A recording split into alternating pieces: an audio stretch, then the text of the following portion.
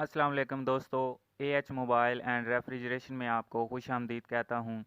दोस्तों, आज की इस वीडियो में मैं आपको वीवो वाई 71 का पासवर्ड अनलॉक करना बताऊंगा कि कैसे आपने अनलॉक करना है।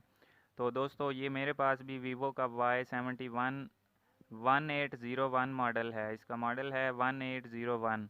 तो ये आपके सामने इसको पासवर्ड लगा हुआ है जो कि हमें मालूम ही नहीं है क्या है।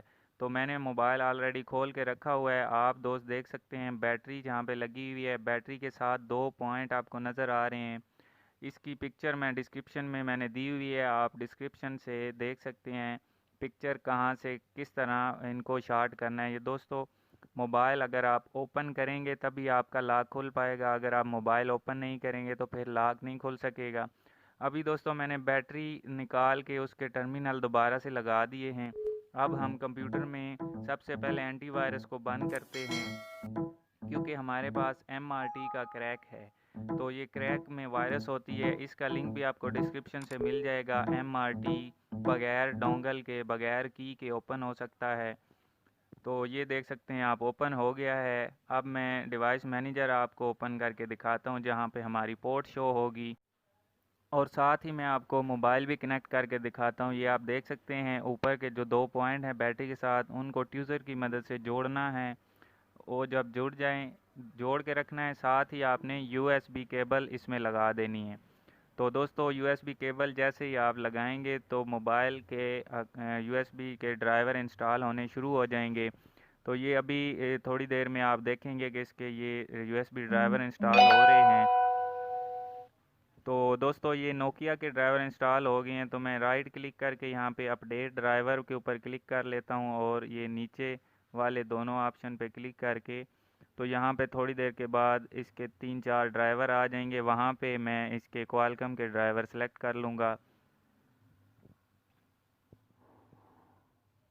तो दोस्तों, ये अभी आ गया। इसको, ये नीचे वाला क्वालकम है तो इसको मैं सेलेक्ट करके नेक्स्ट दबाऊँगा तो आप देख सकते हैं यहाँ पे इंस्टॉलिंग आ गया है। तो ये जैसे इंस्टॉल होंगे उसके बाद मैं आपको बताऊंगा कि आगे क्या करना है।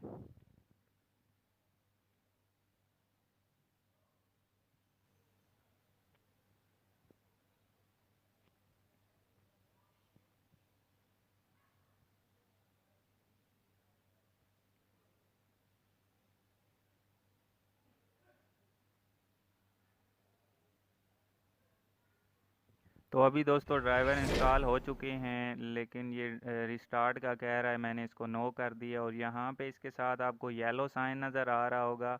अगर येलो साइन आ रहा है तो फिर इसके ड्राइवर सही से इंस्टॉल नहीं हुए। तो मैं इसको एक दफ़ा डिलीट करके दोबारा से इंस्टॉल करता हूँ, शायद सही से इंस्टॉल हो जाएं। तो दोस्तों, डिलीट हो गए हैं। ये मैंने ऊपर स्कैनिंग पे क्लिक की है और आप ये देख सकते हैं ये दोबारा से इंस्टॉल होने शुरू हो गए हैं। तो थोड़ा सा वेट कर लेते हैं जब तक इंस्टॉल हो जाता।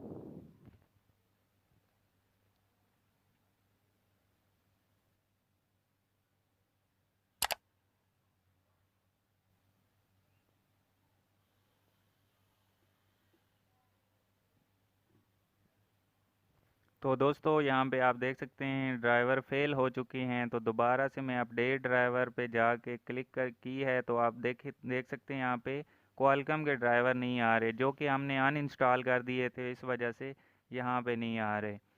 तो दोस्तों, अब मैं क्वालकम के ड्राइवर इंस्टॉल करता हूँ। अगर आपके पास नहीं है तो उसका लिंक भी आपको डिस्क्रिप्शन से मिल जाएगा। ये मेरे पास क्वालकम के ड्राइवर पड़े हुए हैं, तो इनको मैं ओपन करके यहाँ से इंस्टॉल कर लेता हूँ। तो अभी दोस्तों, ये नेक्स्ट नेक्स्ट इसके ऊपर नेक्स्ट मॉडिफाई के ऊपर क्लिक करके नेक्स्ट मैंने किया है, और आप ये देख सकते हैं ये एक नई विंडो आ गई है ब्लैक कलर की। तो इसमें हमारे जो ड्राइवर हैं वो इंस्टॉल होने शुरू हो गए हैं।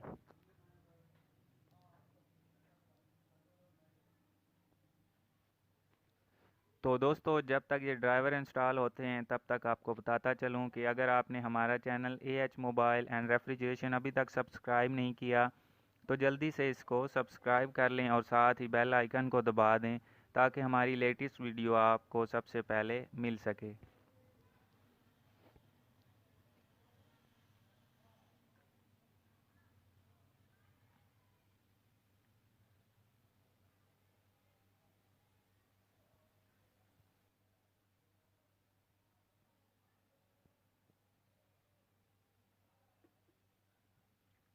तो अभी आप दोस्तों देख सकते हैं दोबारा से ड्राइवर इंस्टॉल होना शुरू हो गए हैं। तो यहाँ पे ये अभी मुझे उम्मीद है कि इंस्टॉल हो जाएंगे सही से।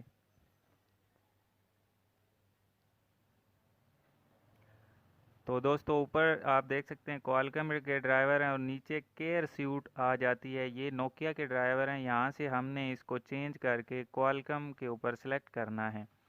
ये राइट क्लिक करके अपडेट करेंगे। अपडेट के बाद आपको जो सेकंड ऑप्शन आएगा उसके ऊपर क्लिक करनी है। तो ये मैंने राइट क्लिक करके अपडेट किया और ये सेकंड ऑप्शन, फिर सेकंड ऑप्शन, यहाँ पे वेट थोड़ा सा और क्वालकॉम के ऊपर क्लिक करके नेक्स्ट कर देनी है। तो ये जब तक इंस्टॉल होंगे तो हम थोड़ा सा वेट कर लेते हैं क्योंकि यहाँ पे तकरीबन 30-35 सेकंड लगते हैं।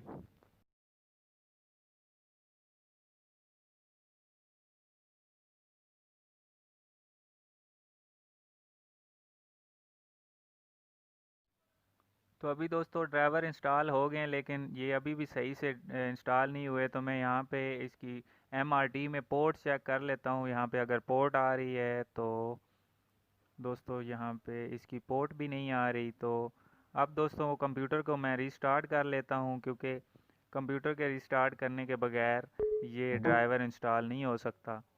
तो अब दोस्तों कंप्यूटर रिस्टार्ट हो चुका है। यहाँ पे मैं दोबारा से एंटीवायरस को बंद कर लेता हूँ और दोबारा से MRT का जो क्रैक है इसको ओपन कर लेता हूँ। इसका लिंक मैंने आपको पहले भी बताया था कि डिस्क्रिप्शन में है, अगर आप के पास नहीं है तो आप डाउनलोड कर सकते हैं।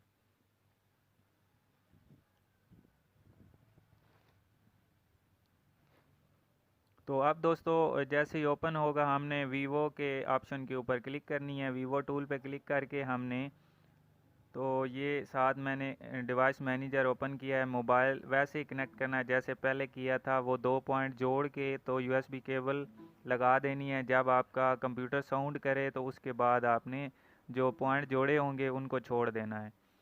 तो दोस्तों हमारे पास क्वालकॉम की पोर्ट आ जाएगी। यहाँ पे अभी आप देखिएगा, ये आप देख सकते हैं क्वालकॉम की यहाँ पे पोर्ट आ चुकी है। तो इसकी पोर्ट नंबर 6 है, COM6। तो यहाँ पे भी COM6 आ गई है। अब हमने नीचे स्टार्ट का बटन दबा देना है। ऊपर सारे ऑप्शन आपको मैंने पहले बताए थे।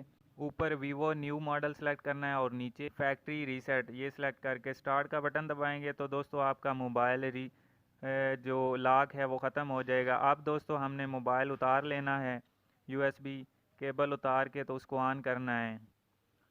तो दोस्तों ज़्यादातर जो मोबाइल हैं वो जब ऑन करें तो यहाँ पे फंस जाते हैं लोगों पे, तो इसलिए मैंने यहाँ पे इसको पहले हार्ड रीसेट किया है। तो आपने रिकवरी मेन्यू यहाँ से निकाल लेना है, वॉल्यूम अप और पावर बटन दबा के। तो उसके बाद आपने रिकवरी मोड के ऊपर पावर बटन दबा देना है।